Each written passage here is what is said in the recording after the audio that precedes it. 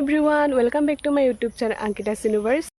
আজি মই ক'লৈ গৈ আছোঁ, ক'ত গৈ আছোঁ আপোনালোকক সকলোখিনি দেখুৱাম, কিন্তু আপোনালোকে ভিডিঅ'টো অকণো স্কিপ নকৰাকৈ চাই থাকিব। আজি ভিডিঅ'টো চাই খুব ইণ্টাৰেষ্টিঙো লাগিব, গতিকে ব'লক ভিডিঅ'টো ষ্টাৰ্ট কৰোঁ। এয়া আমি আমাৰ যাত্ৰা আৰম্ভ কৰি দিলোঁ। আপোনালোকক মিনি ব্লগত কোৱা হৈছিল যে লং ব্লগত সকলোখিনি গম পাব, গতিকে তাৰ বাবে ভিডিঅ'টো ধুনীয়াকৈ বনাই আনিছোঁ আপোনালোকৰ বাবে। আশা কৰোঁ আপোনালোকে ভিডিঅ'টো চাই খুব ভাল পাব, গতিকে এই ভিডিঅ'টো স্কিপ নকৰাকৈ চাই থাকক।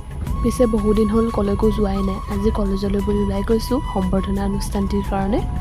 এতিয়া সেইখিনিতে পাইছোঁহি আৰু একেখন গাড়ীতে যাম মৰাণলৈকে।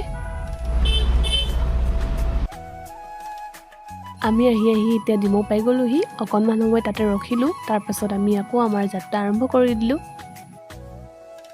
এতিয়া আকৌ আহি আমি মৰাণ অইল পাই গ'লোহি। পিছে মই পঢ়া কলেজখনলৈ দুটা ৰাস্তা দি আহিব পাৰি, এটা হৈছে মৰাণ টাউনৰ পৰা আহিব লাগে আৰু এটা হৈছে অইলতলৈ। আৰু কথা কৈ থাকোঁতে ফাইনেলি কলেজ আহি পাই গ'লোহি। কলেজত এফালে মিটিং ষ্টাৰ্ট হ'লেই। যিগৰাকীয়ে সকলোৰে আগত ইমান ধুনীয়াকৈ বক্তব্য দি আছে সেইগৰাকী হৈছে আমাৰ কলেজৰ প্ৰিন্সিপাল ছাৰ।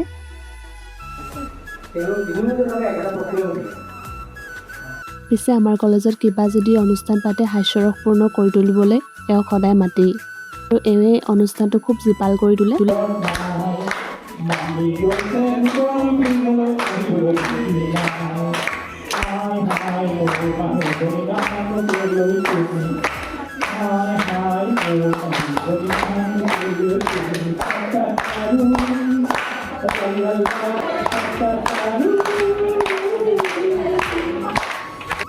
আৰু মোৰ কলেজৰ লগৰ এজনীয়ে এতিয়া গীত পৰিৱেশন কৰিব, আপোনালোকক দেখুৱাইছোঁ বোলো।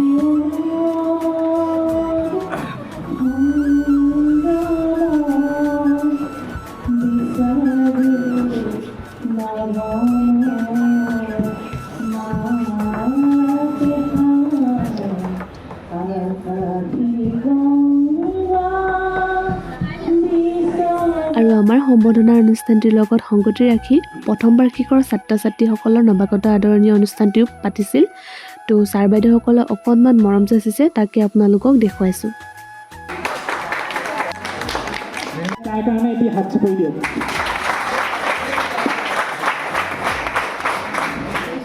তোমালোকৰ এতিয়া সম্বৰ্ধনা আছে, তোমালোক উপস্থিত থাকিবা। অনুষ্ঠানটো আগবঢ়াই নিবৰ কাৰণে মই পল্লৱিকা দত্তক জনাইছোঁ। উচ্চতৰ মাধ্যমিক জাতীয় বিদ্যালয় আজি এই অনুষ্ঠানটিত সমবেত হোৱা সকলোকে মই পুনৰ অভিনন্দন জনাইছোঁ। মই আজি তোমালোকৰ আগত দুটামান কথা ক'বলৈ বিচাৰিছোঁ। আজি যিসকল ছাত্ৰ ছাত্ৰী উচ্চতৰ মাধ্যমিক চূড়ান্ত পৰীক্ষাত শিক্ষাৰ্থীৰে উত্তীৰ্ণ হৈছে, বিশেষকৈ আমাৰ এই বিদ্যালয়ৰ প্ৰতিষ্ঠাপক অধ্যক্ষ স্বৰ্গীয় যতীন গগৈ ছাৰে এটা ধাৰা প্ৰচলন কৰিছিল যে যিজন ছাত্ৰ এই বিদ্যালয়ৰ পৰা উচ্চতৰ মাধ্যমিক চূড়ান্ত পৰীক্ষাত যদি তেওঁ ষ্টেণ্ড কৰে, তেতিয়া তেওঁক এখন বাইক বা ল'ৰা হ'লে বাইক, ছোৱালী হ'লে স্কুটি, আৰু যিজন ডিষ্টিংশ্যন পাব তেওঁক 5,000 ৰুপিজ এটা দিয়া হ'ব, সেইবুলি তেওঁ ঘোষণা কৰি থৈ গৈছিল। আৰু আমি এই তেওঁৰ যিটো ধাৰা তেওঁ প্ৰচলন কৰি থৈ গৈছিল, সেইটো আমি এতিয়ালৈকেও বজাই থৈছোঁ।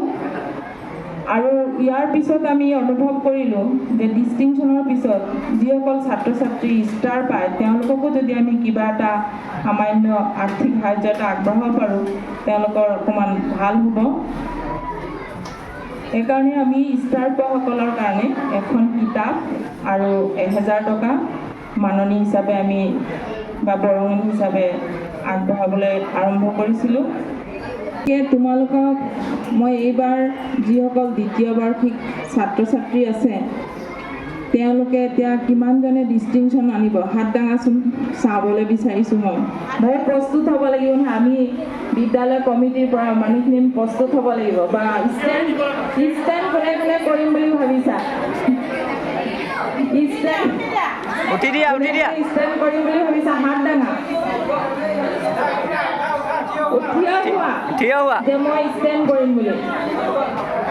ষ্টেণ্ড কৰিম বুলি ভাবিলেহে ডিষ্টিংশ্যন আহিব সেইটো জানি থোৱা যদি তুমি ষ্ট্ৰেংথৰ কথা ভাবা 100% যদি চিন্তা কৰা তেতিয়াহে তোমাৰ যিগৰাকী ছাত্ৰীয়ে ডিষ্টিংশ্যন পাইছে 85.8 দেৱশ্ৰী গগৈ তেওঁ আগবাঢ়ি আহি তেওঁৰ বৰঙণি বা পুৰস্কাৰটো সন্মানীয় মই অনিল গগৈদেৱক আগবঢ়াবলৈ অনুৰোধ জনাইছোঁ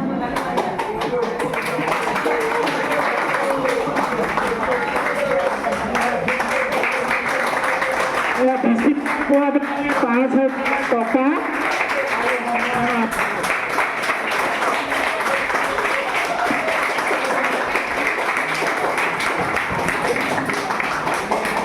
ইয়াৰ পিছত আমাৰ যি দুগৰাকী ছাত্ৰীয়ে ষ্টাৰ পাবলৈ সক্ষম হৈছিলে এগৰাকী গীতাশ্ৰী ফুকন আৰু এগৰাকী অংকিতা গতিকে মই গীতাশ্ৰী ফুকনক আগবাঢ়ি আহিবলৈ অনুৰোধ জনাইছোঁ আৰু তেওঁৰ এই প্ৰতিবন্ধী ছাৰৰ হাতৰ পৰা ল'বলৈ অনুৰোধ জনাইছোঁ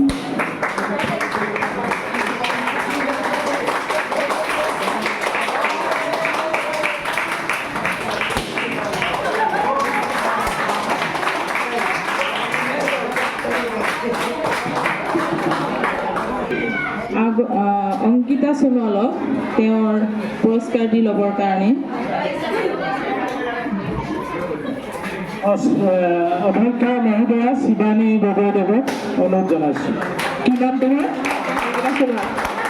সোণোৱাল নগদ ধন আৰু ফুলাম গামোচা আৰু এখন পুথিয়ে সম্বৰ্ধনা জনাইছে আৰু এইখিনিতে এটা ল'ৰাবোৰে তালি বজাইছে কিন্তু মই দেখিলোঁ ছোৱালীয়ে চব নিছে ল'ৰা নাই দেখোন গতিকে অহাবাৰ আমি ল'ৰা দেখিব লাগিব দেই সকলো ল'ৰাই পাব লাগিব ডিষ্টিংশ্যন আৰু সকলোৱে ষ্টাৰ পাব লাগিব আৰু এই সৰু সৰু ল'ৰাকেইটাৰ কাৰণে অলপ তালি বজা ইহঁতি যে মিটিং কেনেকুৱা বস্তু তাক শুনিবলৈ আহিছে সেইটো কাৰণে মই ভাল পাইছোঁ এটা বিষয়ত লেটাৰ লৈ ৰুণজুণ মুণ্ডাই উচ্চতৰ মাধ্যমিক চূড়ান্ত পৰীক্ষা উত্তীৰ্ণ হৈছে তেওঁ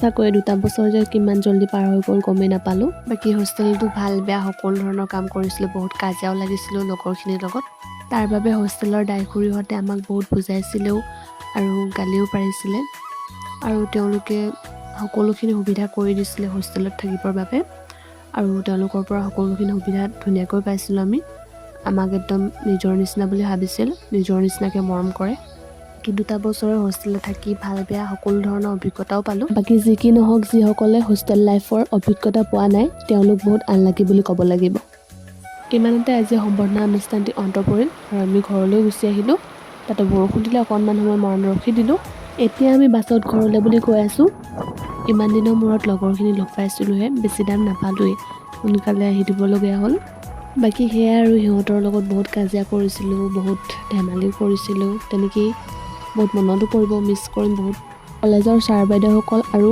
হোষ্টেলৰ দায়খুৰীহঁতে ইমানখিনি গাইড নকৰা হ'লে কেতিয়াও মোৰ ৰিজাল্টটো ইমান ভাল নাহিলহেঁতেন তো তাৰ কাৰণে দায়খুৰীহঁত আৰু কলেজৰ ছাৰ বাইদেউহঁতক বহুত মনত কৰিম তেওঁলোকক বহুত ধন্যবাদ দিছোঁ মনৰ পৰা আজি ভিডিঅ'টো বিশেষ ইমানেই আছিল আপোনালোকে মোৰ চেনেলটো please like comment share and subscribe কৰি দিব আজিলৈ আহিছোঁ বাই বাই